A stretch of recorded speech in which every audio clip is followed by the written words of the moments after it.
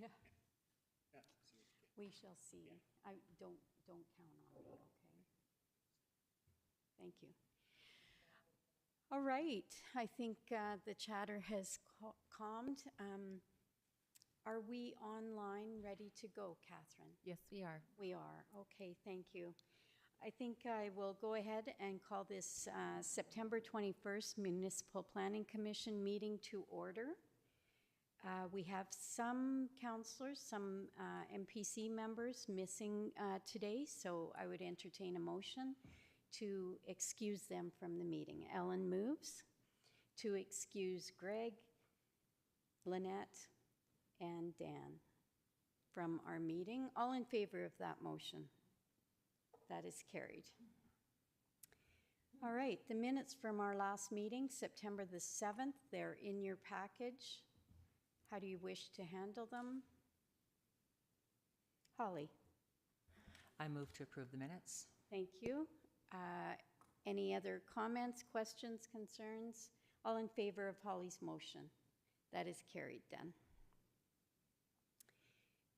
Adoption of the agenda.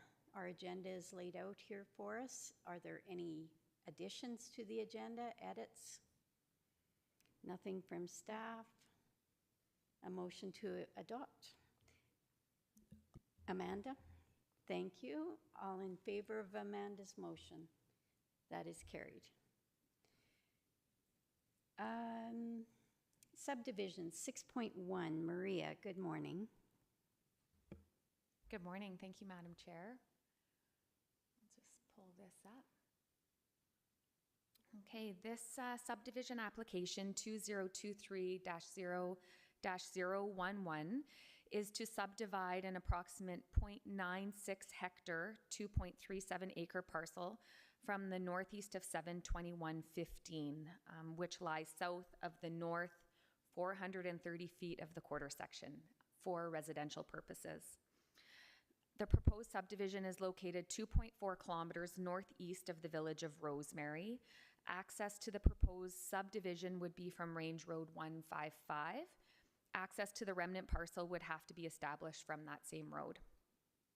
A letter has been submitted from a certified septic installer stating that the proposed subdivision is suitable for a private septic disposal system that meets the Alberta Safety Code. The subdivision authority bylaw states that the subdivision authority may approve one additional subdivision on the residual quarter section within an agricultural general land use district, provided that the parcel is between 1.21 hectares and 2.83 hectares. So that's between 3 and 7 acres. However, this parcel size cannot be achieved at this proposed location. So the applicant has submitted a land use amendment application that will be heard by council to change the land use zoning of this parcel from residential rural or to residential rural district. So that is something that will be in the works and has to be decided by council. A review of the Alberta wetland inventory indicates that there's no noted wetlands. There are no environmental or historically significant areas or abandoned wells on the quarter section. This application was circulated to required referrals and adjacent landowners. The EID responded with the conditions, the standard conditions for the use of EID water on that property. Pioneer Gas requires that a new gas contract be purchased to supply the yard site on the new subdivision if a natural gas service is required. The applicant will be made aware of this, and when they decide to develop further, they can discuss that with Pioneer Gas.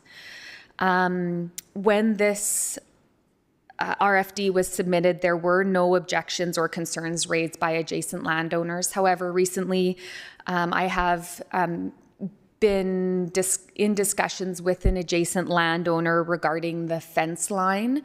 There is an existing fence line that is not constructed on the property line. And then when I looked into this further, it also appears that the dugout is encroaching on the neighboring property. So although the dugout is not on the proposed subdivision, because the land to be subdivided is, I guess, able to be critiqued at this time, it is something we can look into.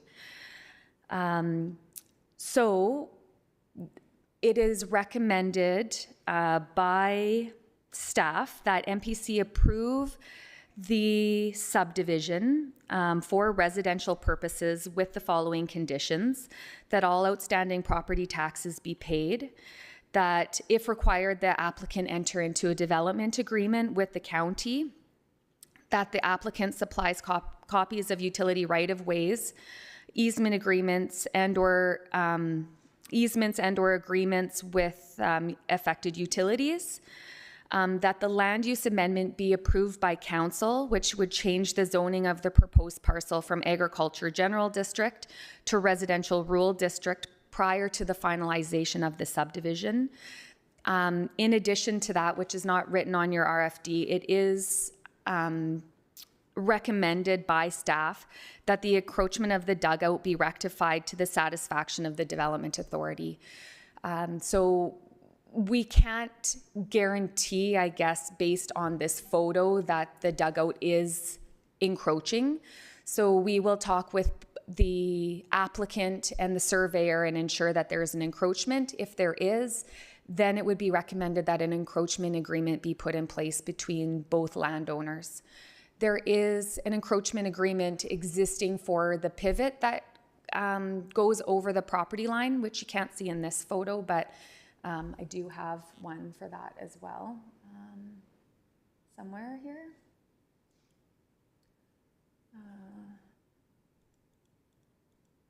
So this is the pivot that encroaches. So there is an existing agreement for that. So our recommendation is, if this is an encroachment, that also be rectified prior to the finalization of the subdivision. In regards to the fence line, fences they do not require a development permit. I did look into the history of this property. I can't tell who the owner of that fence line is. If I look at it as it is now, I would say because it is on the property to the north of the proposed parcel, that it would be their fence. So as far as moving the fence or rectifying any of that, I suppose that's up to MPC to decide how you'd like to deal with that. There is also reserve applicable for this because this is not the first parcel out. Policy POL 10-23 would apply. So the policy states that the determined land value is $10,500 per acre. So it is recommended that money in place of land be provided for an approximate $2,488.50. Thanks. All right. Lots of information there. Catherine, can you tell me if the adjacent or anybody online wants to speak on this application? No one has joined the meeting as of yet, and there are no comments in any of the streams. Thank you, Catherine. MPC, how do you wish to proceed? There are a couple of loose ends on this one. Holly? Good morning. Just can you explain, was there a house here previously? I'm not sure why there is a dugout, because wouldn't the dugout go with the property? Like I'm just a little not understanding this completely. That's a good question, because when I received this proposal and it was under 3 acres, I did discuss with the applicant putting that dugout with the residential parcel. However, they didn't want to do that because there is a use for it on the remnant parcel. Exactly what that is, I'm not sure, whether it's for cattle, watering purposes. Actually, that might be what it is, but they didn't want that dugout to be part of the residential parcel. Holly? And the parcel above, which runs along that whole north part of that corridor, so that is completely split out and it's a separate owner? That's correct. The entire north portion of that parcel is separated. And if we talk about the fence line, this yellow is a utility right-of-way. And it looks like that fence line might go, follow that line, I suppose.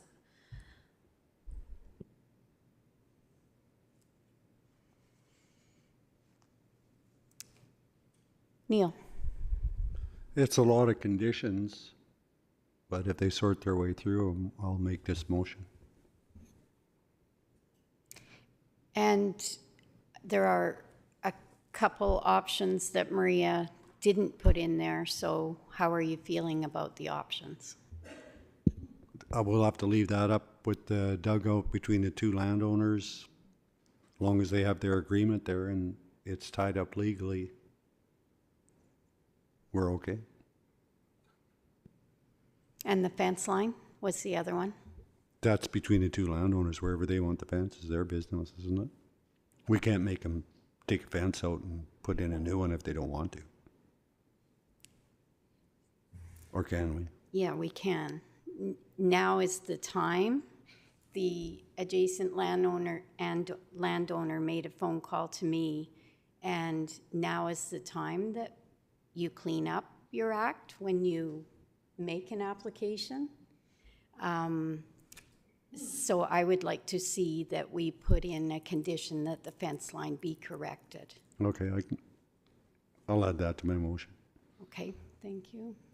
Holly? Oh, Matt? Yeah, I think the fence line's an interesting one. I would have leaned towards the original sentiment expressed by Councillor Johnson that you leave the fence to the neighbors.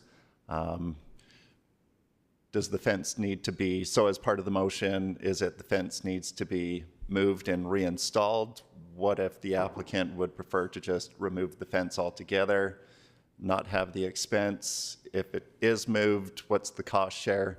These are all good things to leave up to neighbors to sort out amongst themselves. I'm not sure, Maria, if you have a recommendation in regards to the fence line. Like, is there a condition in Councillor Johnson's motion that requires the neighbors to address the fence issue before the subdivision is finalized, but leaves the details up to them to sort out? In my mind, it's a civil matter. Okay. Interesting, because that's not what you suggested the other day, so thank you. Maria? I would agree with that, specifically because we do not have development permits for fences. If that is something that council would want to look at, No, it's not. that's something that could happen. I think there is some information, or I guess fences could be mutually beneficial. There could be cost-sharing agreements which happen between landowners. So much like Matt had said, if the applicant just wanted to remove the fence, then they would be essentially going on land that's not theirs. To remove a fence, I'm not sure who uses that fence. So I do think that it is neighboring landowners' responsibility to ensure they know where their property lines are and they don't cross them, regardless of where a fence is. I think it's a little bit tricky to put conditions of moving fences on a subdivision. And ask if he's changed his mind. I thought I was right the first time, so I have changed my mind. Okay, thank you. Yeah, I thought I was too, Neil, so. Holly? But to protect both parties, would you say that any fence either needs to be on the property line or agreed to by both parties? Like, I don't quite understand the fence issue, but it appears that we do have one. Kelly, from the call you got, do we have a fence issue? It's a potential, that's all. So it's been in the wrong place for many years. the owners bought the property knowing it was in the wrong place, but because there was no financing probably, they didn't have to have a real property report, so that didn't have to be repaired or fixed, right? Futuristic, that's going to be required, but making it a civil matter, that's between them. But do we have a responsibility just to say fences should be on the property line unless otherwise agreed to by both parties? I think that we're protecting both landowners by saying that, which is just following. I'm just want to be sensitive that if someone is upset, now is the time to help with that if that's needed. And I'm not sure it is. And I'm not suggesting that's, I mean, they made the call to me, but they just wanted it to be corrected now for future sale, possibly. Maria? I think that there's definitely merit to correcting things that we're able to correct, like the dugout. Having an encroachment agreement on both properties makes future owners aware that there is an encroachment, and then they can buy that property based on all the facts. Dugout, like in this case, that dugout has been there before before the aerial photos, so it's been there for a while. It was constructed prior to the land use bylaw, most probably. But now, because this subdivision is happening, we have the ability to change it. So the owner can either decide they want to fill in a portion of it, or put the agreement in place, or I guess MPC can decide what they think is the best way. This dugout does not meet the current land use bylaw because it is encroaching on the property line. Again, fences are outside of the land use bylaw, and so it's a little bit more, I guess, we don't know the thought process behind why that fence was constructed the way it was. Future owners, maybe they liked where that was at that time. It's really tricky. However, the landowners need to make sure that they know where the property lines are and don't cross it regardless of where fences are. I think I'm repeating myself, sorry. It's all good. We do have a motion. Could we review the motion? Yeah, it's all as recommended by staff. So no additional, Matt. Well, and to be clear, my understanding is, looking at the RFD, the additional condition of an encroachment agreement for the pond is a condition of subdivision as recommended by staff. Is that correct, Maria? Okay. Adina? I just wonder, because the property was bought before and the fence line was already in the wrong place, and they knew that, has there been some contact between neighbors to fix that already? Since it's been known that it's in the wrong place for some time, right? So have they tried to work that out amongst themselves at all? Do we know? They're not here to speak to that. Maria, do you have the answer? I did put the landowners in contact with each other. I haven't been able to hear from either of them whether they've discussed, but they both are aware of the situation and have each other's contacts. Okay. Moving along, I think we have a motion. Any further discussion on the motion? Questions? All in favor of Neil's motion? That is carried. Thank you for walking us through that quagmire. Moving on to other business, is there anything to discuss? Any post-agenda items? There were none.